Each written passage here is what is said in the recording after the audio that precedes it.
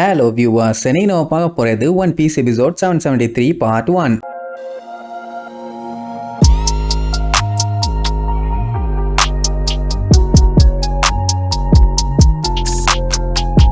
Open பண்ணா போன பார்ட்ல கைடோ கூட சண்டை போட ஹெல்ப்புக்கு ஒயிட் பியர்டோட ஃபர்ஸ்ட் டிவிஷன் கமாண்டரா இருந்த மார்க்கோ கிட்ட ஹெல்ப் கேட்க போறோம்னு சொன்னாங்கல்ல, எல்லாருமே ஷாக் ஆயிருவாங்க. அது மட்டும் இல்லாம திருப்பி அந்த மார்க்கோங்கிற பேரை கேட்போன்னு எதிர்பார்க்கவே இல்லை. இதுல காமெடி என்னன்னா, நம்ம லூஃபிக்கு மார்க்கோ யாருன்னே தெரியல. சோ மூளைய பயங்கரமா கசக்கிட்டு இருப்பான். அவனை பத்தி இவங்களுக்கு தெரிஞ்சிருக்குன்னு அவங்களுக்கும் சந்தோஷம். அது மட்டும் இல்லாம அவன் என்ன சாதாரண ஆளா, அவனும் கைடோ கூட சண்டை போறதுக்கு இவங்களுக்கு பேக்கப் இருந்தானா கண்டிப்பா அது வேற லெவல் பேக்கப்பா தான் இருக்கும். இப்படி எல்லாம் அடுக்கடுக்கா பேசின உடனே அவங்க தெளிவா சொல்லிடுவாங்க, அவசரப்பட்டெல்லாம் நம்ம முடிவு எடுக்க முடியாது. ஏன்னா அவனை கண்டுபிடிச்சா கூட ஹெல்ப் பண்ணுவானாங்கிறது டவுட் தான். அதனால ஒரு சின்ன ஹோப் வேணா வச்சுக்கலாம், பட் அவனையே நம்பி எல்லாம் இருக்க முடியாதுங்கிற மாதிரி சொல்லுவாங்க. அந்த டைம்ல லூஃபி அவனை எனக்கு தெரியும்னு நினைக்கிறேன், ஆனா யாருன்னு தெரியலன்னு பேசிக்கிட்டே குறுக்க கிராஸ் பண்ணி போவான். உடனே எல்லாம் மாத்தி மாத்தி அவனுக்கு ஞாபகப்படுத்துற மாதிரி சொல்லுவாங்க. பேரமௌண்ட் வார்ல நம்ம கூட நின்று சண்டை போட்டானே மறந்துட்டியான்னு, ஒயிட் பியர்டு கூட வந்தானே அவன் ஞாபகம் இல்லையான்னு கேட்பாங்க. இப்படி அடுத்தடுத்து ஒன்னொன்னா எல்லாம் சொல்லுவாங்க. ஆனா அவனுக்கு ஞாபகம் வரவே இல்லை. கடைசியில ரோபின் பைனாப்பிள் மாதிரி இருப்பானே அவன் தான் சொன்னவனதான். பைனாப்பிள் பழத்தை யோசிச்சு அவன் மூஞ்ச யோசிச்சு பார்ப்பான், பக்காவா மேட்ச் ஆகும். லூஃபிய அவகிஜி வந்து லாக் பண்ணப்போ அவன் தான் ஒரே மிதியா மிதிச்சு அவனை காப்பாத்தினது.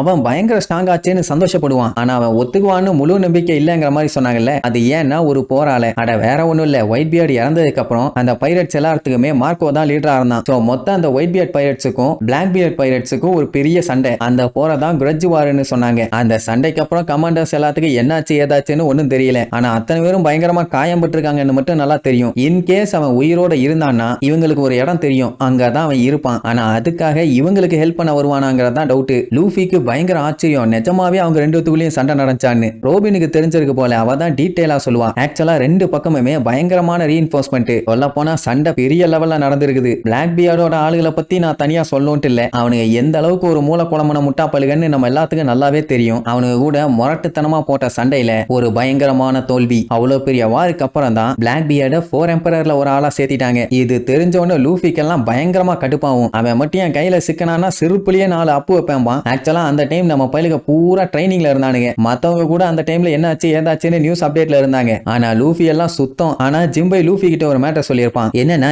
ஏஸ் இறந்ததை பார்த்து நம்ம லூஃபியா அங்கேயே ஃப்ரீஸ் ஆயிட்டான். அதுக்கப்புறம் ஒயிட் பியர்டோட பைரட்ஸ் தான் இவனோட உயிரை காப்பாத்தினது. அட அந்த சம்பவத்தப்போ என்ன இருக்கும்னா, அக்கைனும் ஏச கொன்னதுக்கு அப்புறம் லூஃபியையும் கொல்லணும்னு சொல்லி வெறி பிடிச்சு பாஞ்சு வந்திருப்பான். ஏன்னா அவனுமே எல்லாத்துக்கும் பெரிய பஞ்சாயத்தா தானே இருக்கான். அந்த டைம் தான் இடையில மார்க்கோ வந்து தடுத்து என்ன ஆனாலும் சரி அவனை கொல்ல விட மாட்டேன்னு அவன் பவரை யூஸ் பண்ணி பயங்கரமா தடுத்திருப்பான். அக்கைனு எவ்வளவு வெறி பிடிச்சவன்னு நம்ம எல்லாத்துக்கும் நல்லா தெரியும். அவனையே தடுத்து நிறுத்திருக்கான்னா என்ன சும்மாவா? ஜிம்பை கிட்ட சொல்லி லூஃபியை காப்பாத்த சொல்லிட்டு இவன் இங்க கத்திட்டு இருப்பான். ஏசோட வாழ்க்கை எப்படியோ அதே மாதிரி தான் ஸ்டார் ஹேட்டோடதும். சோ நம்ம என்ன ஆனாலும் சரி ஏச காப்பாத்த எவ்வளவு போராடணுமோ அதே அளவு அவன் தம்பியை காப்பாத்தவும் நம்ம போராடணும். அவனை மட்டும் நம்ம சாக விட்டுட்டோம்னா ஒயிட் பியர்ட் பைரட்ஸுக்கே வந்து அது ஒரு பெரிய அவமானம். அதனால அவனை எப்படியாச்சும் காப்பாத்தி ஆகணும்னு உசுர கொடுத்து மொத்த பேரும் வெறி கொண்டு சண்டையை போட்டிருப்பாங்க. லூஃபி அதெல்லாம் யோசிச்சு பார்த்துட்டு அவனை நேர்ல பார்த்து தேங்க்யூ சொல்லுமா. சரி ரைட்டு இவங்க ரெண்டு பேரும் கைடோவை காலி பண்றதுக்காக ப்ரிப்பேர் பண்றாங்க. இங்க நம்ம ஆளுக சஞ்சயை போய் காப்பாத்தணுமே. எல்லாருமே ஸ்பிளிட் ஆயிடலான்னு முடிவு பண்ணி ஆளாளுக்கு ஒரு பிளான போடுவாங்க. லேண்ட் ஆஃப் ஆனோ கூட யார் யாரெல்லாம் ஆலைஸா இருக்காங்களோ அவங்க எல்லாத்தையுமே கின்னு ஒன்னு சேர்க்க போறானாமா.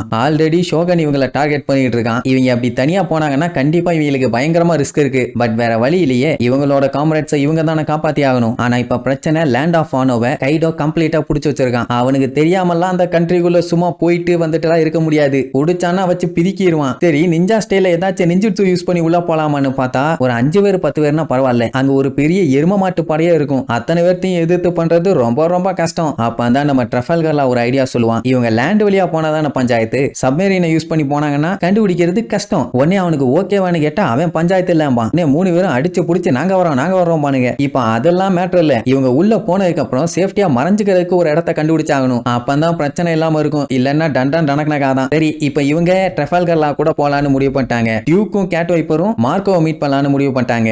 எப்படியும் இந்த விஷயத்தெல்லாம் முடிச்சுட்டு மறுபடியும் இங்க வந்து அதுக்கப்புறம்லாம் போய் சண்டை போறது வேலைக்கு ஆகாது. அதனால கின்னு மத்தவங்களும் அவங்க சொன்ன மாதிரி எல்லாத்தையும் ஒண்ணு திரட்டிட்டு லேண்ட் ஆஃப் ஆனோல வெயிட் பண்ணணும். இவங்க மார்க்கோவோட ஆளுங்க எல்லாத்தையும் மீட் பண்ணிட்டு நேரா லேண்ட் ஆஃப் ஆனோக்கு வந்து கின்னு கூட வந்து சேர்ந்துக்குவாங்க. ஏன்னா இவங்களோட ஃபைனல் டார்கெட் யாரு? ஷோகனும் கைடோவும் மட்டும்தான். அதனால அப்படியே வேலையை முடிச்சிடலாமே. அண்ட் இன்னொரு விஷயம், கரெக்டா இவங்க ட்ராக் பண்ணி வரணும்னா இவங்களுக்கு தேவை விவரு கார்டு. சோ அதையும் ரெடி பண்ணிக்கலாம்னு முடிவு பண்ணிட்டாங்க. அந்த டைம் ஜோரோ குறுக்கால வந்து யாரும் வழி தவறி போயிடாதீங்கம்மா. உடனே நம்பி பார்த்துட்டு இந்த நாட்டுல எவன் எதை சொல்லணும்னு விவஸ்தையே இல்ல, கூட்ட பத்தி எவன் பேசுறான் பாத்தியான்னு நக்கல் பண்ணுவான். அந்த டைம்னு பார்த்து ரைசோவை ஊர் மக்கள் எல்லாம் பாத்துருவாங்களா. சோ அடிச்சு புடிச்சு அவனை பார்க்க வெறி கொண்டு ஓடி வருவாங்க. அப்படி வந்தவங்க சும்மா இல்லாம வாங்க எல்லாரும் ஒன்னா சேர்ந்ததுக்காக ஒரு செலிப்ரேஷன் பண்ணலாம், இன்னைக்கு விருந்து தடபுடலா இருக்குன்னு ஒண்ணு ரைசோ அப்படியே வாய பொழப்பான். இதுல இன்னொரு மேட்டர் என்னன்னா அங்க இருக்கவங்க எல்லாத்துக்குமே பயங்கரமா அடிபட்டு இருக்குது. ஆனா அவங்க ரைசோவை பத்தி தான் கவலைப்படுவாங்க. இப்படி எல்லாரும் அவங்கள பத்தி கவலைப்படாம இவனை பத்தி கவலைப்பட்ட உடனே அவனுக்கு ரொம்ப டச்சிங்கா போயிருச்சு. அட என்னையா என்னை விட அதிகமா அடி வாங்கிட்டு இப்படி என்ன போய் நல்லா விசாரிக்கிறீங்களேன்னு சொல்லிட்டு இருக்கும் போதே 3 குழந்தைங்க வந்து உங்க கை எப்படி இருக்குது கெட்டி போட்டிருந்தாங்களே வலிக்குதான்னு கேட்பாங்க. அதுல ஒரு குழந்தைக்கு மண்டையில எல்லாம் அடிபட்டு இருக்கு. உடனே அவனால பீலிங்ஸை தாங்க முடியல. என்ன குடும்ப ஆண்டவாயுது,